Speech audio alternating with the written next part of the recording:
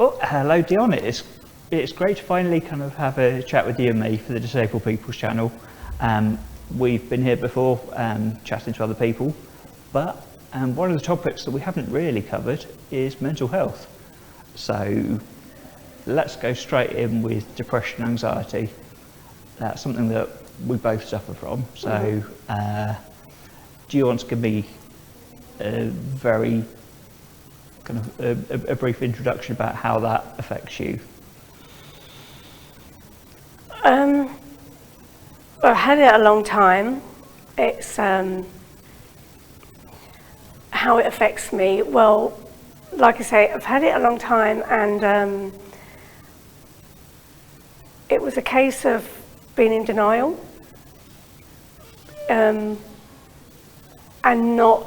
It was a case of being in denial, but at the same time, not realising what was really going on. The anxiety, for instance,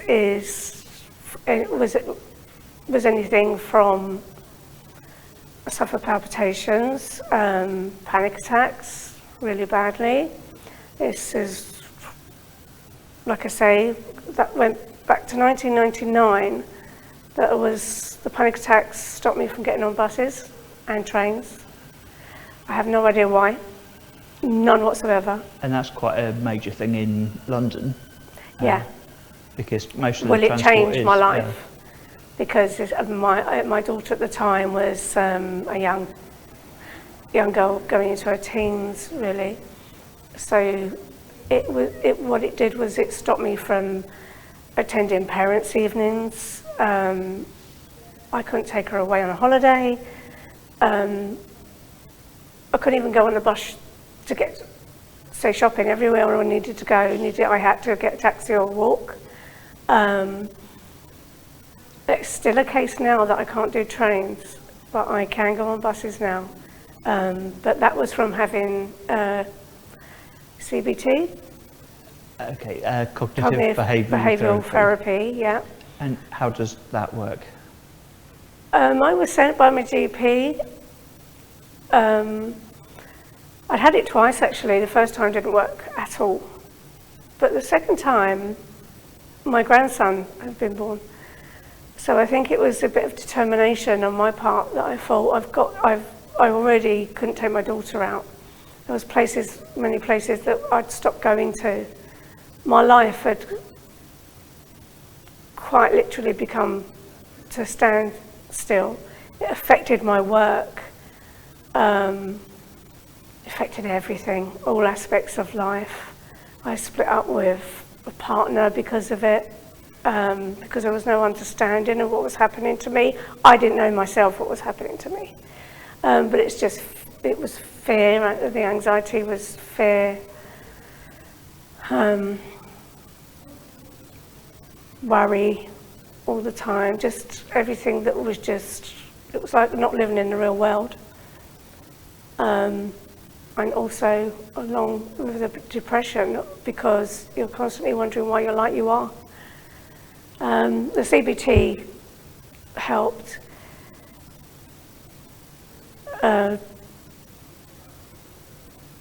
Because, as I said, not only was I determined, and my grandson had been born, and I thought, I cannot go through life like this. I cannot go through life that I couldn't even do, and I hadn't been able to do certain things with my daughter, like take her on holiday, things like that. I didn't want it to happen again with him. So yeah, the CBT helped, and it was just a case of training my brain, I'd call it, into facing the fear, really. It's a really hard thing to do when you've lived with it for years, and that's all you know. Yes, I was taught CBT in terms of ABC, which is action, behaviour, consequence. And for a long time, it's just going through the practice of it, and eventually it becomes more like second nature. So look at it in terms of what is it that's triggering to start off with, what's your normal behaviour from there, and then knowing what the consequence Millions of that of is. triggers, I'd say millions of triggers. Yeah, with and me. then from there you can look at your behaviour in terms of changing that, doing something different, and then that'll have Yeah. a different consequence. Anxiety is very uncomfortable because it's a fight or flight Yeah. situation, but you've got to remember, you've got to tell yourself, you've got to remember that it's not going to kill you. But it's that fear, it's crippling, it's being in a situation, I could name millions, being in a situation where you think, for instance, with a bus, couldn't get on the bus anyway, there was no shape, anything, you couldn't even pay me to go on the bus, nothing was working. And other situations like meetings at work, the word meeting to me was enough to call it something else. Don't call it a meeting, call it something, just say we're going for a coffee and I'll be all right. Don't tell us we're having a meeting because... One of the worst ones is, I think a lot of people have it, is when the boss says, "Can I see you in my office?" And Yeah. instantly that kind of sets off a I'd trigger. done my job.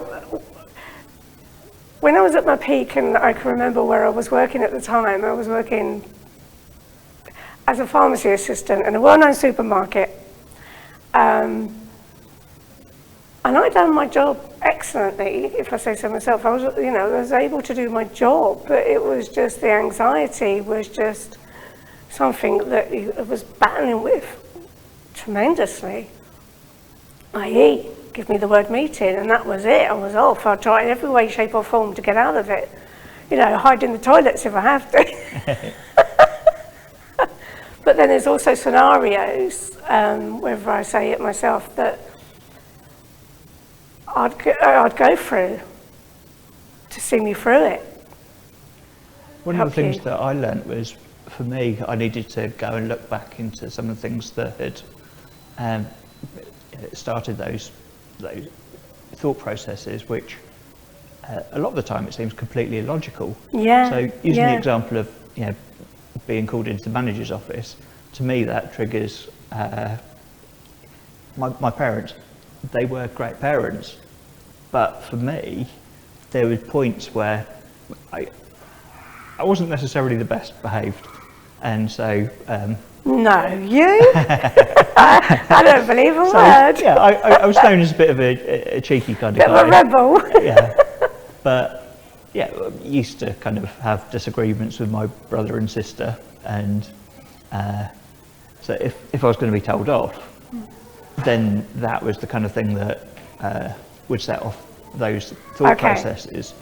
So when I've kind of become an adult and kind of taken those forward, I've then had some of those flashbacks in a way, and it was learning that while those were the things that might have triggered it, it's not a bad reflection on my parents. It's the way that I took that and internalised it, because I never learned how to, the coping strategies really for some of the things. Yeah. And through time, and especially a lot more recently, I've learnt that talking about things is so much better. It is, but it's extremely hard. Yes. You say with the triggers. I mean, I know what caused it. I mean, as I said, I had it for a long time, anxiety and depression, but didn't realise it, even at a young age. More the depression than the anxiety. But I'd had to cope with a lot in my childhood, being that life changed dramatically from a young age. Do you want to share any of that? Well, but sometimes I wonder, is it hereditary? So is depression hereditary? I've been told, yes, it can be. My mother suffered depression.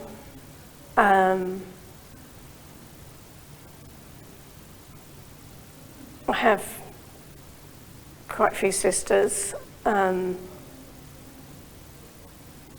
Some do, some don't suffer as well. But I think it was just our upbringing, the way that life panned out. It can change at a flip of a coin, really. Everything, life. I had a mum and dad, like everybody does.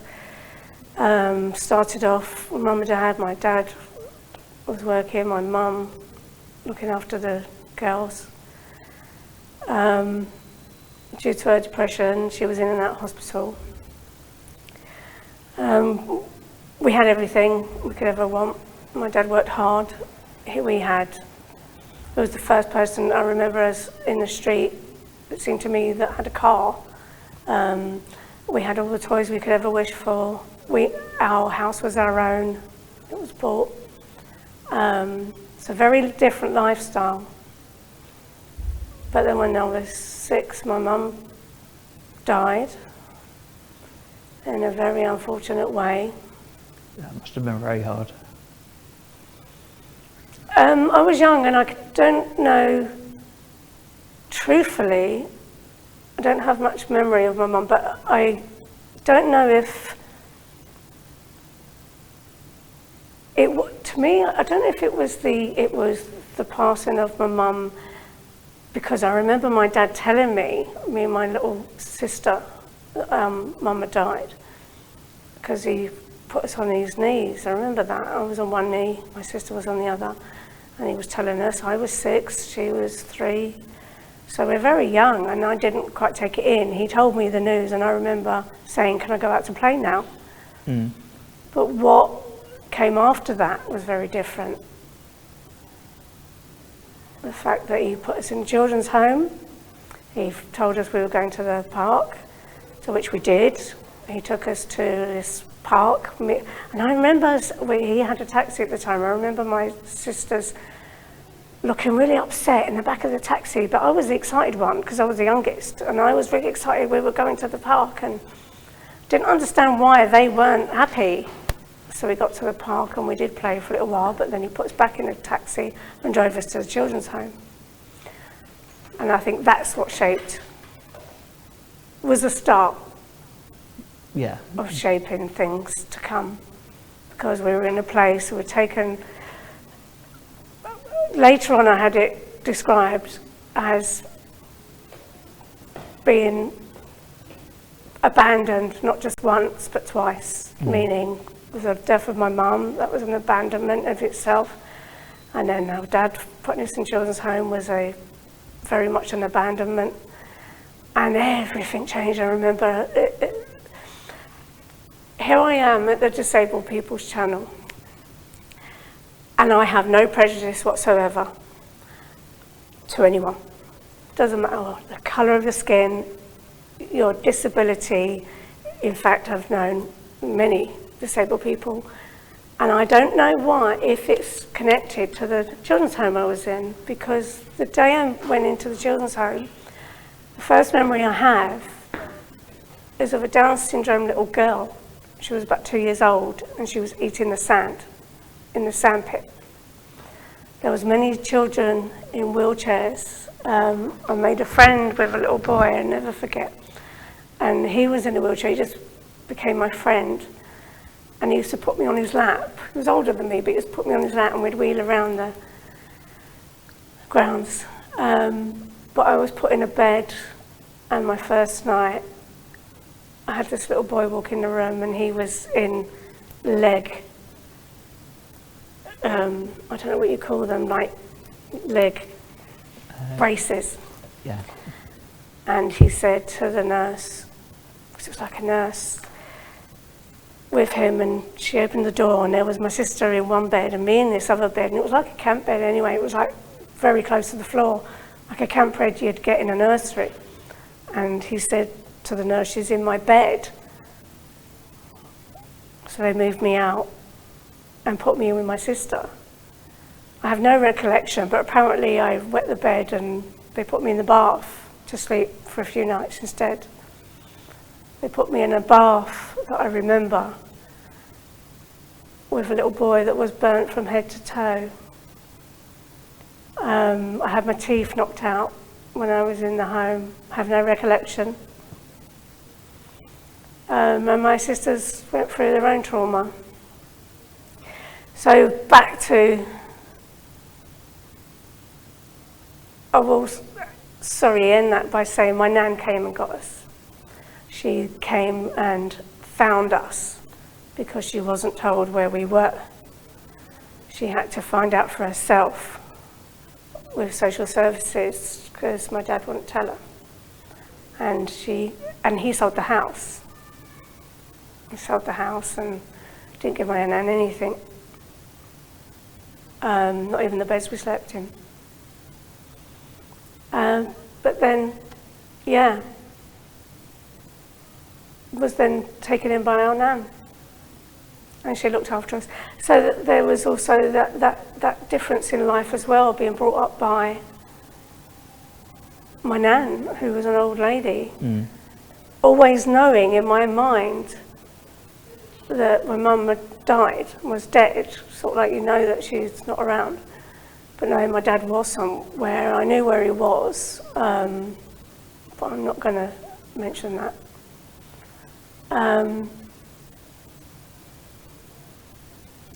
So you can imagine at a young age, you've got to, and then when my hormones kicked in, basically like 13, 14, I know I was I didn't know I was suffering then, but I was going through a very dark time then. Anybody would, like when you're a teenager and going through the change of puberty and everything. It's hard enough as it is, but then with me, I was just battling with like, why isn't my mum here? Why? Lots of questions, basically, and.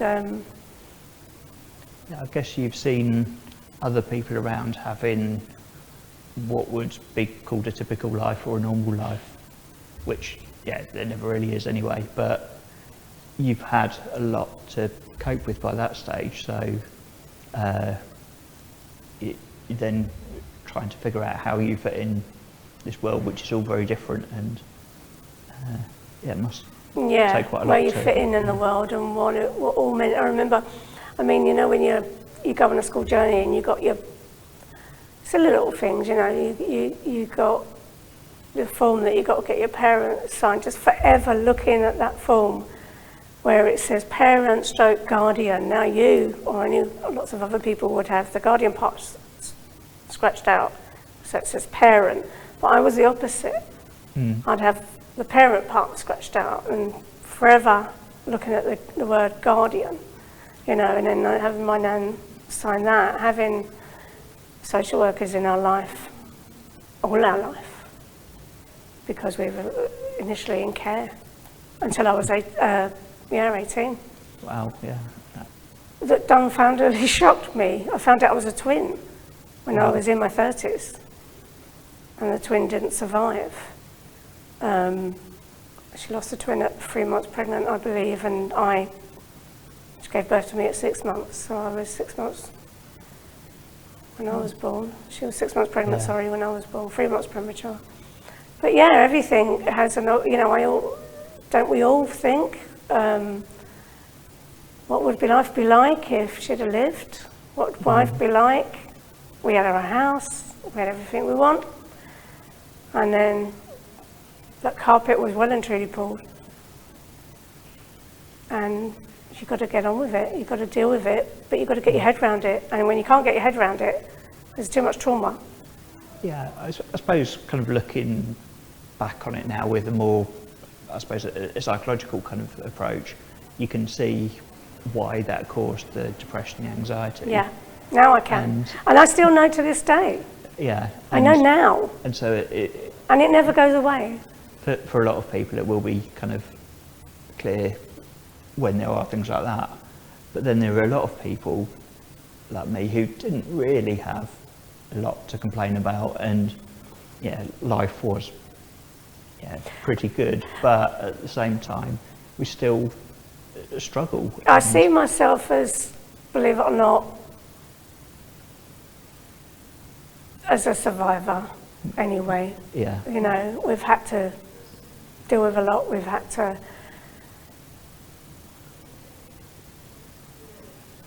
be independent at an early age. My nan looked after us, yeah, but by the time I was 18 and I got my own flat, because I was in a girls' hostel before that for nearly 2 years, from 16 to 18. And that's also for girls in care, getting ready to go into independent life, as in having your own flat. So yeah, was given a property off the council when I was 18, because then you're officially out of care. And that's a trauma in itself, because when you're out of care, you're out of care. All those support structures, Gone. however good they Gone. are, they're gone, yeah. You've got to deal with it and get on with it by yourself. Yeah, I kind of had a fairly stable home in that respect. Went off to university, and it was only there that I got diagnosed with depression. But it was clear that had been kind of through my, at least through my teens. And then much later, somewhere in my 30s, I think it was, I got diagnosed with anxiety, but that could be seen right back to when I was small. And I suppose it's a complete contrast to your experience. But for me, a lot of it was to do with my brother. He's very academically gifted. He got straight A's pretty much through everything. So you was trying to keep up with that? Yes. With your brother? And the teachers that were he expecting. had were usually teaching me. Yeah. And they did keep reminding me that I was his brother. Yeah, I understand that. I had that with one of my sisters. One of my sisters, very good marks. And it was ironic that when I went to secondary school, she went into the sixth form and I went into the first year, because that's what they were called back then. Show me age.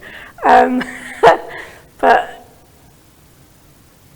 the teacher, expected me to be the same, to be highly academic, like you said, same as my sister was, and I wasn't.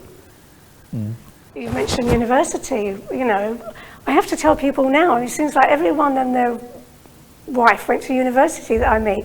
I never did, but it's because of the upbringing we had. I went to four primary schools, then I went to 3 secondary schools. I never had, because we was always moving around, I never had that stability and that opportunity. Because even when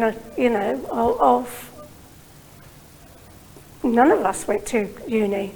I think when I went to university, the expectation was about 50% of people would go, but my experience academically was complete opposite to my brother.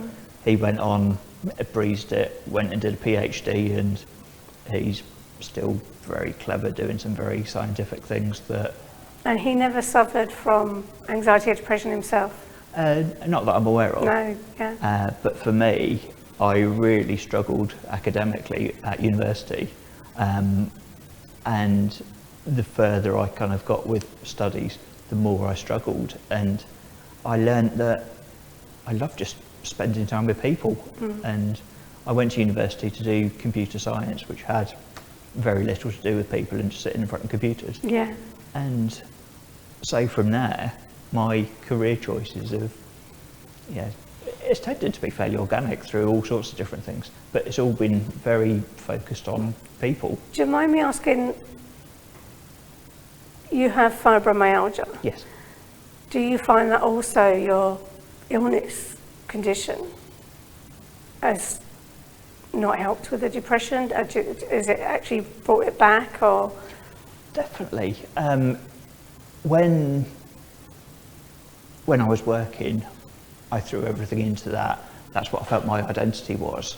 And it was mainly when I lost that, I had to leave work about 5 or 6 years ago.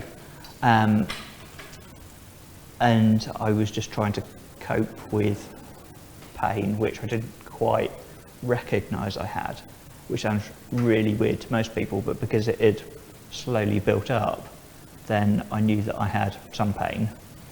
But I eventually got to a point where I was just struggling so much with everything.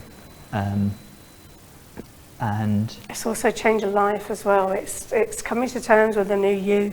yes, it's often been described as kind of going through a grieving process. Absolutely. Because it is that loss Yeah. of losing that life that I once had, and then learning to live with a disability. Because we And- both lost our jobs, didn't we? Yes. Through our illnesses, mine being a lung condition. Yeah. We both, and the depression as well, actually, you know, had me lose my job.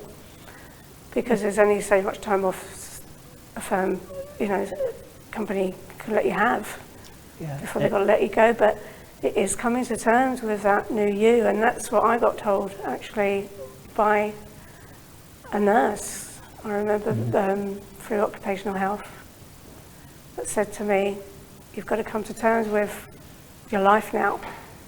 Yeah, for me it was quite a long period of counselling to get used to that. Yeah, Learn, yeah.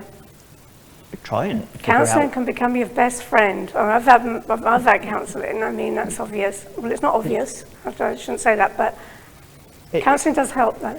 Yeah, it's figuring out what the point of your life is. And a lot of people, I'm in some fibromyalgia support groups, yeah, online and also in meeting up.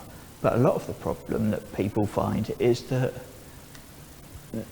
they just don't feel they can do anything, and anything they try is just too much.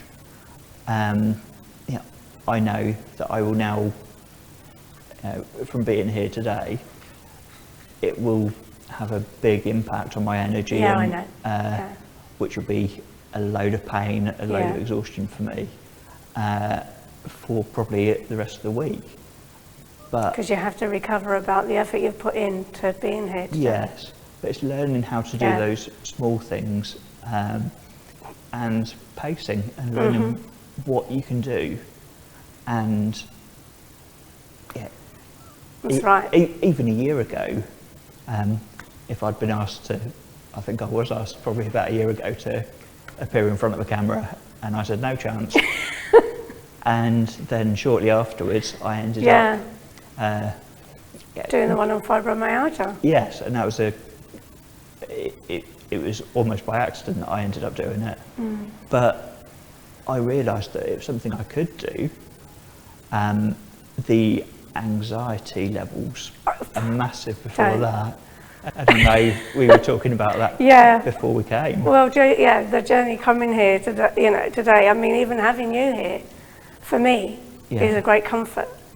Because you know, if people don't suffer from anxiety, they don't understand the build-up. And the fact that I knew that you were coming here today helped me tremendously, because Yeah. you're a calm person and you make me feel comfortable. And it's learning to recognise not only the signs, but also the thought processes, and then how you need to kind of process those and cope with them. So for me, it was kind of thinking through some of the practicalities, and then working out, yeah, just chatting to people a bit. So there's a few of us that are here. I know some of you, but not everybody. And so just feeling comfortable around everybody.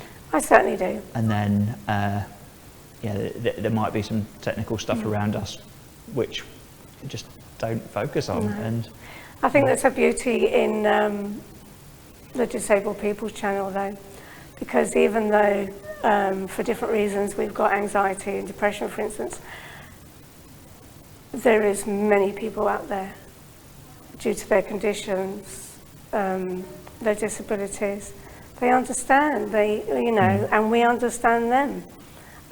It was earlier spoken about being in support groups. This is a support group in Yeah. itself. To be here, to be able to be on the channel, to be able to share your experiences, to understand what others are going through, and to put the message out there to everybody, no matter what your disability is. You're not on your own.